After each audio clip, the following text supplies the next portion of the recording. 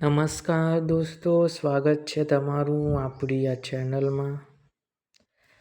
આપણે ટાટના મુખ્ય પરીક્ષા પદ્ધતિશાસ્ત્રનું PYQ સોલ્યુશન કરી રહ્યા છીએ અને આજનો આપણો પ્રશ્ન છે વિજ્ઞાન શિક્ષણ પદ્ધતિમાં કમ્પ્યુટરની અગત્યતા સમજાવો. તમે મિત્રો કોઈપણ વિષયના વિદ્યાર્થીઓ હોય પણ અહીં તમારું વિજ્ઞાનને બદલે તમે ગણિત પણ આવી શકે, તમારું સમાજ વિજ્ઞાન પણ આવી શકે, તમારું ગુજરાતી પણ આવી શકે. તો મિત્રો પ્રશ્ન બધા માટે જ છે. થોડું લખાણ તમારે બદલવું પડે, બાકી બધું સરખું જ આવતું હોય છે. તો આધુનિક શિક્ષણમાં કમ્પ્યુટર શિક્ષણ મહત્ત્વનું સાધન બની ગયું છે. હવે તો મિત્રો બધી શાળામાં કમ્પ્યુટર આવી ગયા, સ્માર્ટ બોર્ડ આવી ગયા, ટેબ્લેટ આવી ગયા. તો વિજ્ઞાન શિક્ષણમાં કમ્પ્યુટર દ્વારા જટિલ ખ્યાલો સરળ અને રસપ્રદ અને અસરકારક રીતે સમજાવી શકાય છે. તે શિક્ષણને ટેકનોલોજી આધારિત અને વિદ્યાર્થી કેન્દ્રી બનાવે છે. તો એનો આ પરિચય, તમારે પરિચય આપી દેવાનો કે આવું એમાં લખાણ આવી રીતે આવશે. તો કે વિજ્ઞાન શિક્ષણ પદ્ધતિમાં કમ્પ્યુટરની અગત્યતા. મિત્રો કમ્પ્યુટર હવે આપણે 21મી સદીમાં જીવીએ છીએ. AI હવે એટલું પાવરફુલ થઈ ગયું છે. ChatGPT, Gemini, ઘણા બધા AI ટૂલ્સ આવી ગયા છે. આપણું કામ સરળ બનાવી શકે છે. એટલે કમ્પ્યુટરની અગત્યતા વિશે તો કે જટિલ ખ્યાલોને સરળ બનાવવા, એનિમેશન, ગ્રાફિક્સ અને મોડલ દ્વારા વૈજ્ઞાનિક ખ્યાલો સરળ રીતે બને છે. અને સિમ્યુલેશન દ્વારા શિક્ષણ, જોખમી અને મુશ્કેલી પ્રયોગોને સુરક્ષિત પ્રદર્શન કરી શકાય છે. દ્રશ્ય અને શ્રાવ્ય શિક્ષણ તો કે ચિત્રો, વિડીયો અને પ્રસ્તુતિથી સમજણ વધુ સારી બને છે. સ્માર્ટ બોર્ડમાં આપણે ચિત્ર બતાવીએ, એનું 3D મોડલ બતાવીએ, એમાં એનું 4K વિડીયો આપણે બતાવીએ તો મિત્રો વિદ્યાર્થીઓને આસાનીથી એનો ટોપિક સમજણ આવી જાય. એના માટે દ્રશ્ય શ્રાવ્ય સાધનો, વિદ્યાર્થીઓમાં રસ અને સક્રિયતા વધે છે. શિક્ષણ વધુ આકર્ષક અને ભાગીદારીપૂર્ણ બનશે. જો મિત્રો તમે શાળામાં વિદ્યાર્થીઓને કહેશો કે મિત્રો આજે આપણે આ ટોપિક આપણે 3D મોડલમાં સમજવાના છે, તો વિદ્યાર્થીઓને રસ લેશે, સક્રિય બનશે, કેવું આવશે, કેવી રીતે શું થશે.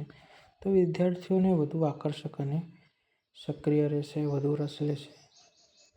વૈજ્ઞાનિક અભિગમ વિકસશે. વૈજ્ઞાનિક અભિગમ વિકસાવે તો કે શોધ, અવલોકન અને વિશ્લેષણ કરવાની ક્ષમતા વધે. માહિતી મેળવવામાં સરળતા, વિવિધ વૈજ્ઞાનિક માહિતી ઝડપથી મેળવી શકાય. ધારો કે અમેરિકામાં કોઈ શોધ થઈ અને વિદ્યાર્થીએ જાણવું હોય તો એ મિત્રો કમ્પ્યુટરમાં તેનું નામ લખશે અને સર્ચ કરશે તો ત્યાંની માહિતી એને આસાનીથી મળી જશે અને ત્યાંથી વાંચન કરી શકશે. તો ઝડપથી મેળવી શકે. સમય અને શ્રમની બચત, પ્રયોગો અને રજૂઆત ઓછા સમયમાં કરી શકાય. સ્વ-અધ્યયનને પ્રોત્સાહન, વિદ્યાર્થી પોતાની ગતિએ અભ્યાસ કરી શકે. મૂલ્યાંકન સરળ બને, ઓનલાઈન ટેસ્ટ, ડિજિટલ મૂલ્યાંકન કરી શકાય. તો મિત્રો તમે આજકાલ તો મિત્રો ઓનલાઈન એટલું બધું સારું સાહિત્ય છે, સારી ટેસ્ટ છે, તમે ઓનલાઈન આપી શકો છો. વિદ્યાર્થીઓને ઓનલાઈન ટેસ્ટ આપી શકો. આધુનિક શિક્ષણને પ્રોત્સાહન તો મિત્રો ડિજિટલ ઇન્ડિયા, તો ICT આધારે શિક્ષણની ગુણવત્તામાં વધારો થાય છે. ઉદાહરણ તરીકે મિત્રો આપણે જોઈએ તો કે વર્ચ્યુઅલ લેબ, સૂર્યમંડળનું 3D મોડલ, ડિજિટલ માઇક્રોસ્કોપ, વિજ્ઞાન એનિમેશન અને પ્રેઝન્ટેશન. તો મિત્રો આ વિદ્યાર્થીઓને ખૂબ ગમતું હોય છે. તમે જે પરંપરાગત બુકમાંથી ભણાવો તો એના કરતાં આવી રીતે તમે નવી પદ્ધતિ વાપરો, એનિમેશનથી બતાવો, ડિજિટલ બોર્ડમાં ભણાવો, એને 3D મોડલ બતાવો, પ્રોજેક્ટ કરાવો તો એ વિદ્યાર્થીઓને ખૂબ ગમતું હોય છે. તો એનાથી એને વધુ રસ આવે છે.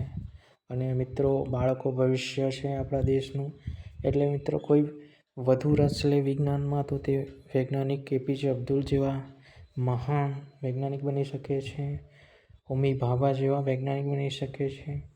આપણા ડૉક્ટરો સારા બની શકે છે. તો મિત્રો નાના બાળકો હોય ત્યાંથી જ આપણે એમના વિષયોમાં એમને રસ પડે અને એ આગળ વધે એવા આપણે પ્રયત્નો કરતા હોઈએ છીએ. તો કમ્પ્યુટરના માધ્યમથી આપણે આ શિક્ષણને વધુ અસરકારક બનાવીએ, જીવંત અનુભવ આધારિત બનાવીએ છીએ. તે વિદ્યાર્થીઓને વૈજ્ઞાનિક દ્રષ્ટિકોણ અને ટેકનોલોજી કૌશલ્ય વિકસાવવામાં મહત્વપૂર્ણ ભૂમિકા ભજવે છે.